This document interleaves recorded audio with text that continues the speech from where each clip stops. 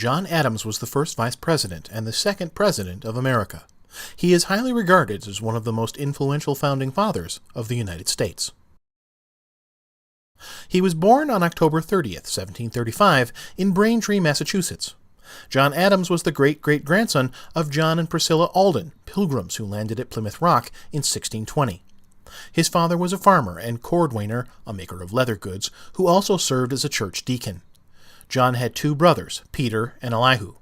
Elihu died during the American Revolution.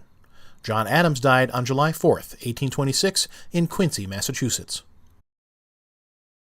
The career of John Adams included the roles of a lawyer, diplomat, politician, and statesman. He advanced the position of vice president, serving under George Washington from 1789 to 1797. He became the second president of America in 1797 and served for 4 years until 1801. John Adams married Abigail Smith on October 25, 1764. They had 5 children whose names were Abigail Amelia, John Quincy, Susanna, Charles, and Thomas Boylston. The Adams were the first residents to live in the Executive Mansion, later called the White House. The first child to live in the White House was their 4-year-old granddaughter, Susanna. His son, John Quincy Adams, was destined to become the 6th President of the United States. John Adams belonged to the Federalist political party.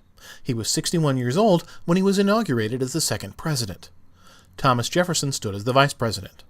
In 1800, the White House became the official home of American president. John Adams and Thomas Jefferson both signed the Declaration of Independence prior to being elected as presidents of America. John Adams had a slight figure, standing at 5 feet 7 inches. His color was unusually high, his face was often red from exertion, and his blue eyes blazed. He was well-knit, muscular, and quick and sure in his movements. During his lifetime, he played a key role in major events of the era, notably the XYZ affair and the naval quasi-war with France. John Adams was instrumental in exposing the XYZ affair, providing Congress with letters from the Peace Commission indicating French efforts to bribe and intimidate U.S. officials. During his life, John Adams suffered from respiratory infections and depression. When he was young, he was inoculated against smallpox and spent 3 weeks in the hospital, suffering headaches, backaches, knee aches, gagging fever, and an eruption of pockmarks. As he aged, most of his teeth fell out, but he refused to wear dentures and therefore talked with a lisp.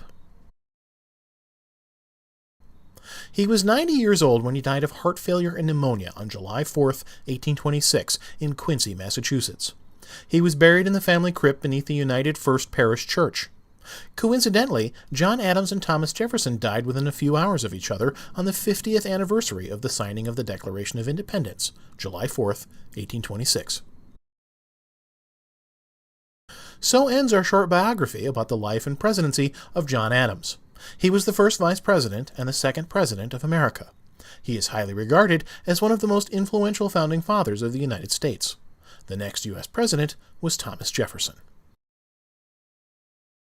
This video is one of a series covering all of the American presidents and has been created by www.facts-about.org.uk as a free educational resource. This unique collection of videos has been developed to enable students to gain a fast overview of the lives of each of the U.S. presidents, together with the key events which occurred during their presidency. Discover the range of videos that are available on the Facts About website and use them as a fast dynamic learning aid, which will add variety to conventional study methods and help to increase knowledge retention.